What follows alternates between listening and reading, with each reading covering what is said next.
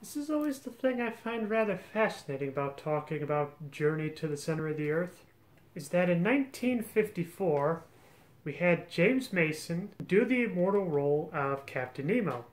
He then later came back to play the main character in Journey to the Center of the Earth. Unfortunately, I can't remember his name. All I know is he's a professor, much like the professor that went down the Nautilus in the last movie. There's a bit of a common motif going, if you see what I mean. So in all honesty, I can't tell if maybe they did this as a joke, or maybe James Mason knew that this movie was being made, and he was like, hey, I want to be the hero this time, not the villain that holds all our heroes captive. One of the other fun things to mention is written right here on the back, when they talk about the movie being rated G. I'll just wait a moment for you to read that.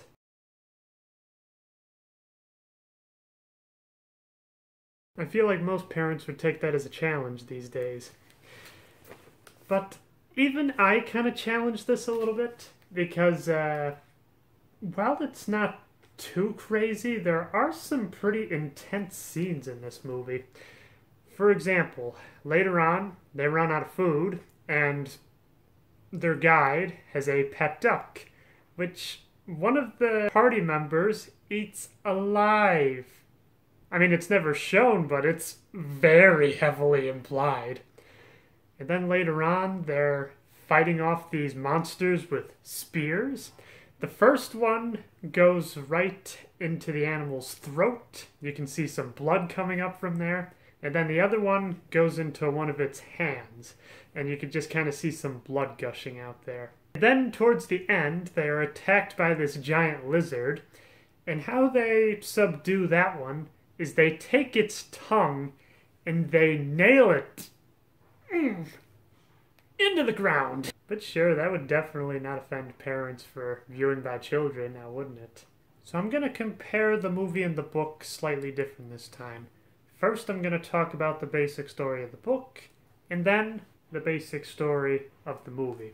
So when it comes to the book, our main protagonist is a little kid, probably maybe the age of 12 at the very most, who lives with his uncle. He is just a nut for anything geological, so he's obsessed with rocks, volcanoes, land shifts, sediments, just about everything that has to do with earth science. One day, he comes over this rather odd book. It was given to him by a friend, as it was a rather invaluable piece of information, written by an author that is very hard to come by, a name of Arne Saknussemm, I want to say. I'm not Icelandic, so I have a feeling I'm not pronouncing that right.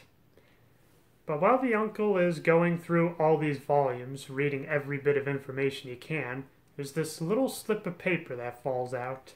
It contains a cipher of sorts. The uncle and the kid are pretty much obsessed with it for the next week, trying to figure out what is on this cipher, until they figure out that it's backwards Icelandic. And it says, go to this particular volcano at this time of year, and you can find a way to go to the center of the earth. I did it. Signed A.S. Arne Saknussemm. So with this bit of information, the kid as well as the uncle prepare an expedition to be able to do so. So this volcano is in Iceland.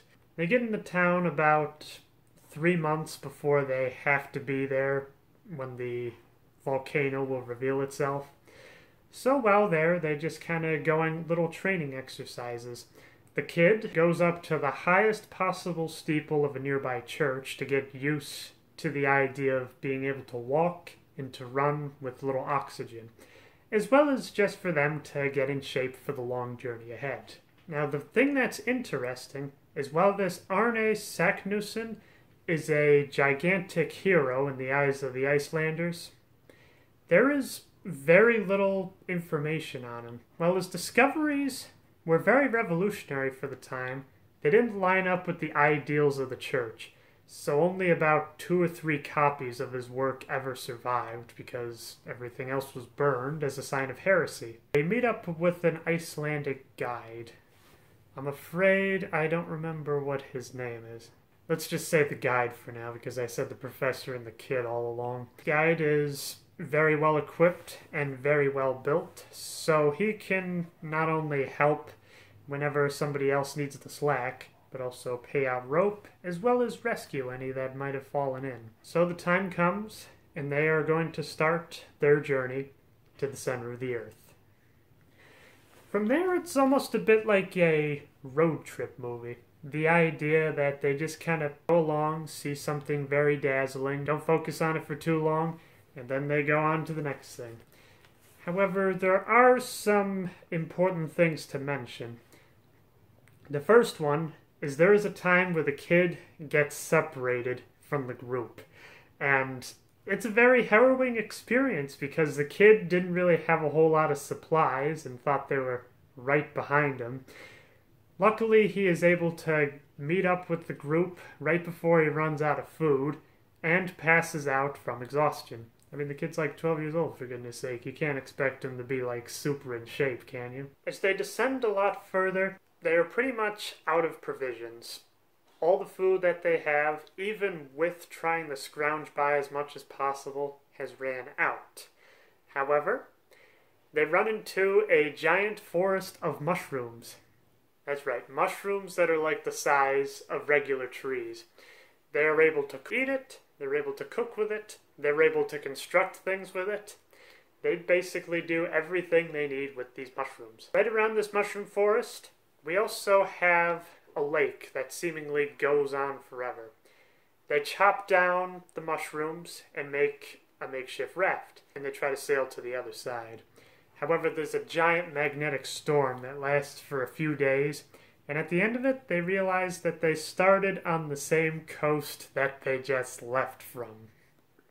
So they do it again, but because they know what happened, they're just going to go right for it, and they make it to the other side. Now the crazy thing is, once they get to the other side of this lake, they run into dinosaurs. And I'm not talking about like the ones that eat vegetables, no, we're talking carnivores. So they just have to run for it as fast as they can. And they end up doing so. Now the very end is a little fuzzy for me. But the main things I can remember is that up to this point, there were little markers of Arne Saknusson's initials all over the place to kind of tell you, yes, you're going in the right direction, you're almost there. They get to one, which is pretty much right next to a giant boulder. Now luckily, they have a lot of gunpowder with them, and they are able to get rid of this boulder. Unfortunately, in doing so, they trigger a volcanic reaction, and the group is sent up, I want to say the caldera offhand, through superheated steam, and they are dropped somewhere in one of the Fiji Islands or something. And then from there, they relay their journey, as well as just get all the notoriety that such a journey can address. Bear in mind, that is the book. The movie, on the other hand, much like 20,000 Leagues Under the Sea, is a rather loose adaptation. But in terms of authenticity, I definitely say this is the closer adaptation than 20,000 Leagues Under the Sea is to its adaptation.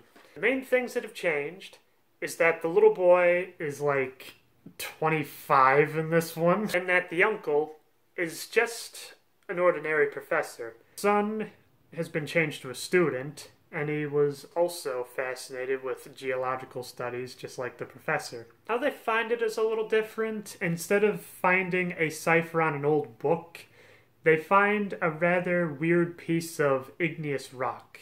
Now, for those of you that don't know, igneous rock is rock that is formed from cooled lava. And on it is the message that was on the cipher. So obviously the student kind of thinks that the professor has been putting in too many hours and perhaps they're insane, but they better kind of go along with them just to be sure that everything is alright. Another thing to note as well is the student also has a girlfriend that he gives a long, tearful goodbye to. Now in the book there is a similar thing, but it was more his cousin, which I can see why they changed that a little bit, because that would be a little cringy to watch. Then again, I don't really think they had romantic relations. I think they were just really good friends. But I digress. From there, they go to Iceland to find the volcano. But the interesting thing is, there is another person that wants to take the journey to the center of the Earth as well. Arne Saknusson's great-grandson. This, I think, is just genius. Not only does it make pretty much a road trip story into an adventure movie, but it kind of adds a little more to the mythos that this world creates, and I love it.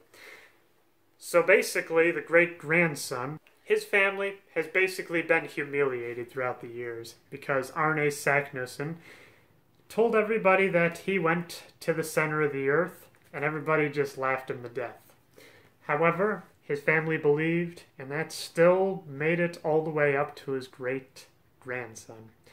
And so from there, he wants to hijack the journey and clear his father's name. So along the way, he tries to sabotage the professors and the students' adventure. Now, one way they do it, they lock him in the supply closet of a factory. However, this turns out to be great, because this is where they meet up with their guide, who has a pet duck named Gertrude, which I kind of mentioned that part already. There is also one other odd addition to this story as well, and that is this character. I guess they just kind of wanted to have like a damsel in distress sort of thing. I mean, there's no mention of this character in the book whatsoever. As it is, I don't really remember what her role is in this whole thing other than just another person to worry about. But the thing I can definitely respect is, yes, she is a Victorian lady. But she's not like, oh, I broke a nail. Oh, my makeup is running. Oh, it's so hot and sweaty. And no, she has to convince them that she will not complain. She's saying, I will lift as much as any other man on this expedition. I will do everything in my power, and I will not complain one bit. And she is true to her word.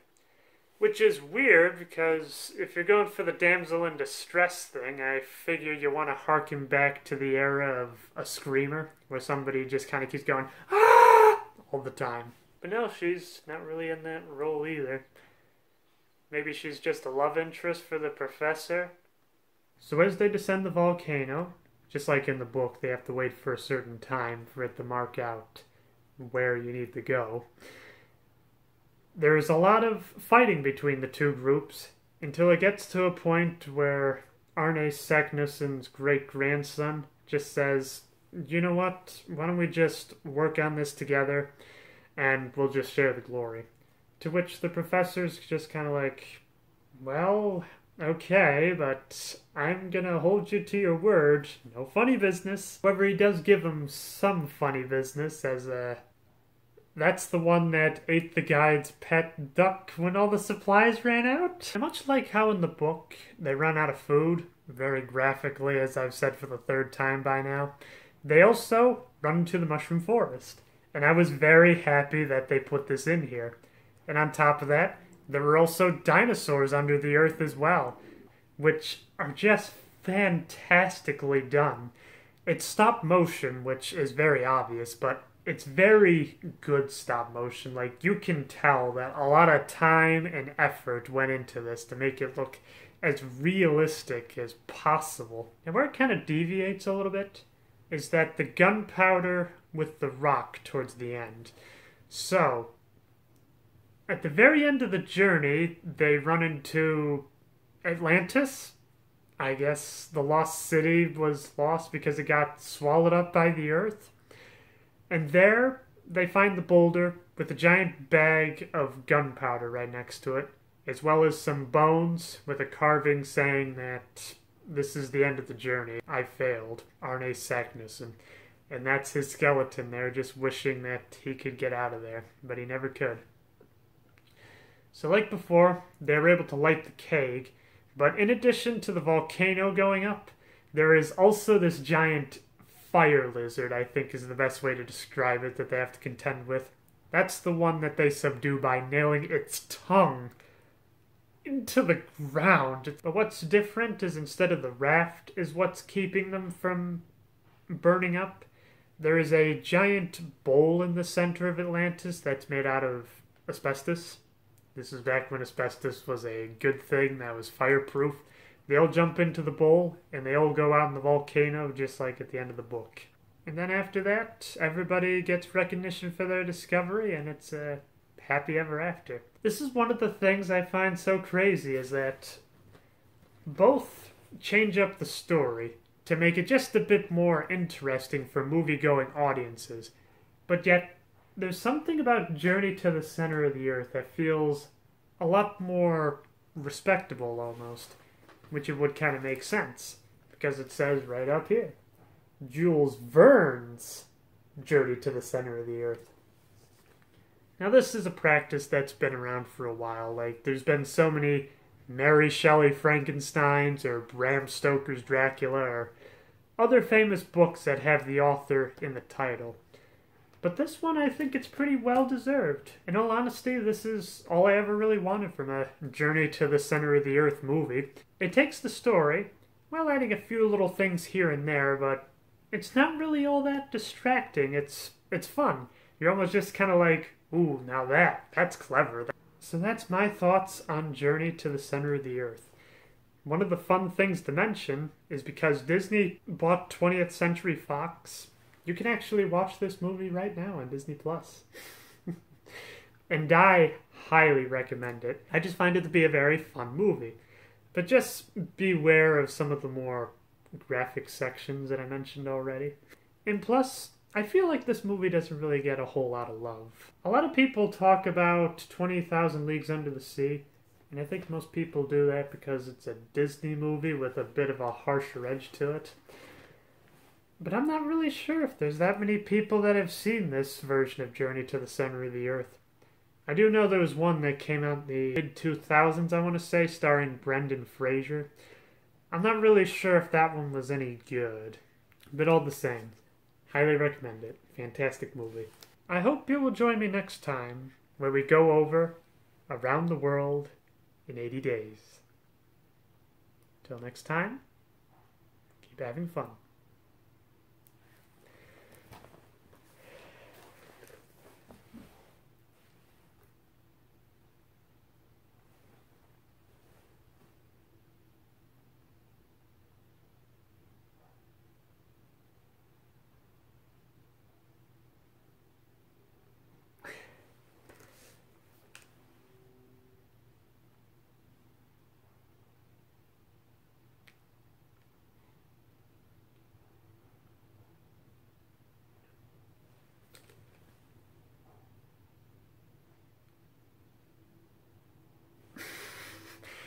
I think I got enough from that.